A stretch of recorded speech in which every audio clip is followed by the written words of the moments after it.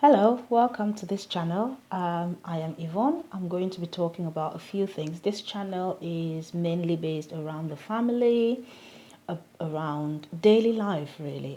It's not just the family unit that I'm interested in. I'm just interested in daily life, relationships, how people live, things like guilt, things like shame, how people deal with confidence, how people rebuild their confidence. I'm just passionate about life as a whole. So you may be hearing me talk about things which are related to the family. You may hear me talk about things that are not related to the family at all.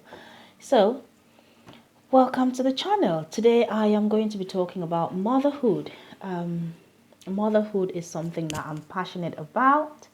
I have got three amazing, beautiful children, and it is a journey for me. I am going through this journey of motherhood, and I thought to share my experiences with other people. So I am going to be talking mainly from my experiences and from experiences of other people that I've heard about. They have talked to me about their experiences, and I'm going to be sharing those. I will leave out their names nonetheless, because I am sure these people will not be very pleased with me calling their names on this channel at the moment. Okay, let's delve straight into it. What is motherhood? Oh, before I start, I am just going to say that most of this channel, I am going to be referring to experiences, daily life experiences, and also from some passages from the Bible. It doesn't matter if you are religious or you aren't, you may end up finding that you are you may have heard of these stories. I can see a little finger there. Do not come here. Okay? I can see a little finger there. That's my cheeky little princess there. Okay, so I'm going to delve straight into it. Motherhood. What is motherhood? No, no, no. Oop. No, no, no. Go carry on with what you were doing. Go. Bye bye. Sorry about the interruption. What is motherhood? Motherhood is defined as the state or the experience of having or raising children. That means you could have a child which is biologically yours, or you could be raising a child that is either biologically yours or not. That means motherhood englobes everyone who has become pregnant and has given birth to a child, or someone who maybe not through pregnancy, they either adopted a child or they are raising the children of some other person in the auspices of a foster parent. That is still motherhood. So when I talk about the traits here, it pertains to anyone, be they the biological parent of that child or not. Now, I have talked about parent here.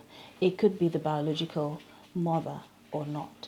It could be the biological father or not, because there are homes where you have single fathers raising children. Hello, I'm back on. Sorry for the interruption. Everyone came into the kitchen all at once and I had to pause for a bit. So I was saying, just to recap, motherhood is a state or the experience of having or raising a child. That means you can be the biological parent or not. It doesn't matter. And I'm just going to say here that fathers who are raising their children by themselves, say single parent fathers, are also involved in this video. So let me go straight into the traits of motherhood. I have identified about 4 traits. Now, it is not an exhaustive list. Remember, I said this is based around my experience. So the first one is unconditional love.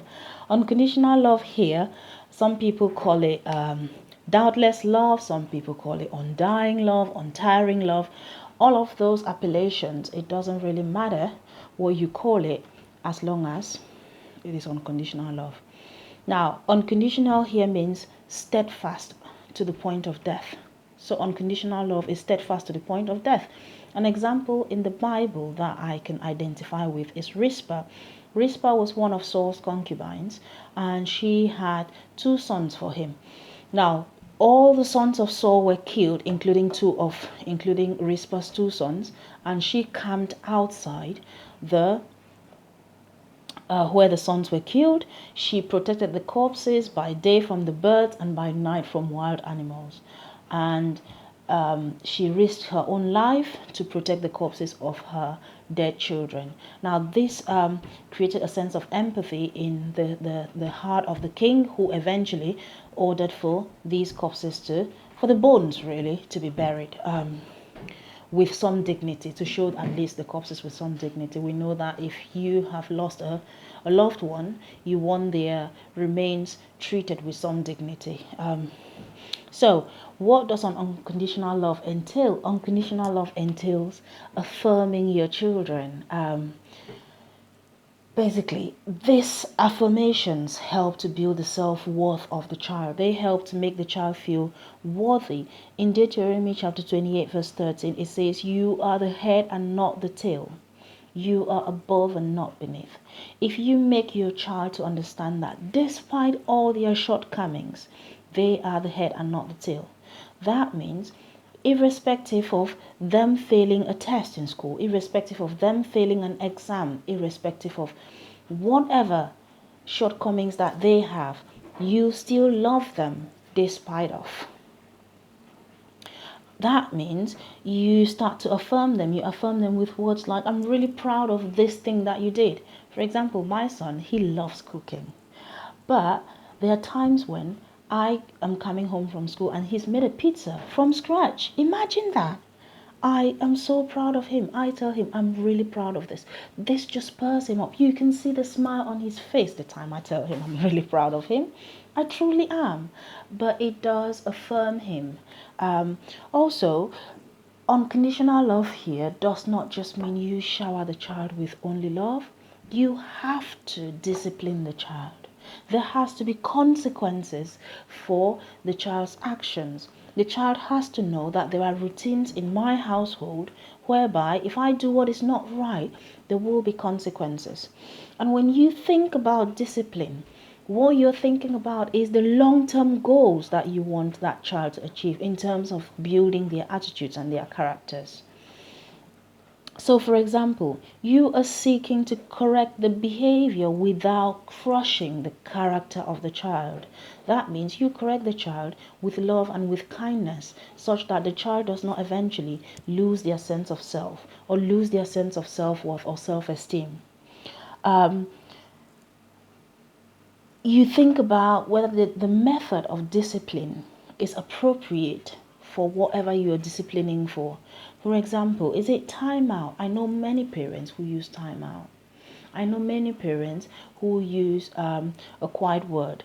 Also, our children are different, and the way in which I'll discipline my older son is different from the way in which I'll discipline my younger daughter. And that means you need, as a parent, you need to think about, or as a mother, you need to think about what method of discipline is appropriate for that particular child and for that particular situation. It is really important that with unconditional love, we think about discipline. The second trait is untiring sacrifice. Sacrifice means you give up something that you value for the sake of other considerations. So you consider that your child is worth sacrificing for. What are you willing to sacrifice for the well-being of your child? And when I talk here of sacrifice, it could be time, it could be money, it could be your career for some time, for some length of time, for the sake of your child. And I know of people who do not have children because they want to follow a certain career path, and that is fine. However, if you have chosen to become a mother or a parent, you need to understand that that motherhood comes with sacrifice. An example of a woman who showed untiring sacrifice in the Bible is Hannah. In 1 Samuel chapters 1 and 2, it is a really good read. You should probably make time to read it if you can. 1 Samuel chapter 1 and 2, Hannah gave up her son Samuel to the service of God. Samuel at the time had just been weaned, and I I weaned my first son at 1 year and about 2 months old, my second son at 6 months old. And that means if I consider the upper boundary, Samuel may have just been over 1. I'm not quite sure, I'm just estimating here, bearing in mind the times that mothers would be weaning their children. So Samuel was given up to the service of God. Hannah had to make that sacrifice so that Samuel can serve God. Mothers sacrifice time to be with their children. You have to sacrifice that time to play with them, to listen to them, to make them feel heard, listened to. Also, another mother in the Bible was Jochebed, who sacrificed her identity. Jochebed was Moses' mother. We all know the story, the famous story in the Bible, where Moses was an Israeli child living in Egypt, and the king passed a judgment that all the sons had to be killed. Moses' mother put him in a basket and left by the riverside, knowing that the king's daughter would come for a wash. And eventually, the king's daughter came and rescued Moses. Moses' mother, Jochebed, was taken as the maid to look after Moses. Eventually, she had to sacrifice her identity. She could not stand up and say, "This is my son." That is huge. That means she would have sacrificed her name, she would have sacrificed who she came from, her family grounds, her family background, and everything else. Now, another, just a little example there from my own personal experience. When my son was 1 year, about 3 years old, when he was ready to go to pre-nursery, he was facing a lot of difficulties in terms of settling in terms of the timings of the day and all of that. And at the time, I had just started my career. I was 2 years in, and I was really flourishing. But with my son struggling, I had to take a lower paid job in my place of work. I left it altogether. I took a lower paid job, and that lower paid job required less of my input. And therefore, that meant every morning I could take my son to school and pick him up every afternoon after school. I reduced my hours. I took a lower paid job as well. And it did help my son settle in. So the whole of that year, I did help him settle in. But that meant I had to take a little bit of a break in my career. So sacrificing that helped my son to be able to settle in school. And that paid off really well. I was glad to do that. I was really happy doing it. But that meant I had to make that sacrifice. What are you willing to sacrifice? Is it your time? Maybe you are one of those parents who love to socialize with their friends. I love socializing with my friends. However, there are times when I can't do it because of my family, because of my children. Are you one of those parents who love to go out clubbing, who loves to go out drinking? What are you willing to sacrifice? That is untiring sacrifice for your children. The third one is untold influence. Influence means the capacity to have an effect on the character, the development, and the behavior on something or someone. This is huge. The influence that mothers or parents as a whole have on their children is massive. What influence do you have on your children? I know that my mom had a strong influence on me when I was growing up. There are words that I cannot forget. In my next videos, I'm going to talk about one particular word that the first time I heard that word was from my mom, the word industrious. She kept saying to the adults who came, or to the women, other women who would come to the house, or to my older sisters and brothers, you have to be industrious. And that was the first time I heard of that word. An example of untold influence, we go back to Jochebed. She was the maid who worked in the palace, who stood in to look after Moses, who was her son. She had an amazing amount of influence on Moses. She taught Moses how to worship God, how to have reverence for God, how to believe in God, despite living in a palace, the Pharaoh's palace, that was rigged with the worship of idols. You would have imagined there was maybe a god of the sun, a god of the moon, a god of the earth, the god of the sea, the god of whatever gods that were being worshipped or idols that were being worshipped in that palace at the time. Jochebed had untold influence on Moses. And we see this as Moses eventually grew up. He worshipped God and eventually led the people of Israel out of Egypt. You have untold influence on your child. Your child will learn to speak from your lips. What are your lips saying? Are they saying words of encouragement, words of motivation, or are they effing and blinding? Are they cursing? Your child will learn to walk from your steps. And tell you what, from your attitudes, your child is going to build his or her character. What are your attitudes? Are your attitudes attitudes of motivation? Are your attitudes attitudes of resilience? Do you show love? Do you show kindness? Do you show respect? Especially for your spouse, for your child's mom or dad. Even if they are not present in your life, do you show respect for them in their absence and in their presence? Are your attitudes those of immorality? Are your attitudes those of drunkenness? Are your attitudes those of disrespect? Do you curse? Whatever your attitudes are, know that your child is going to build their character out of your attitudes. Are you patient? Are you kind? Are you being tolerant of other people? Are you loving?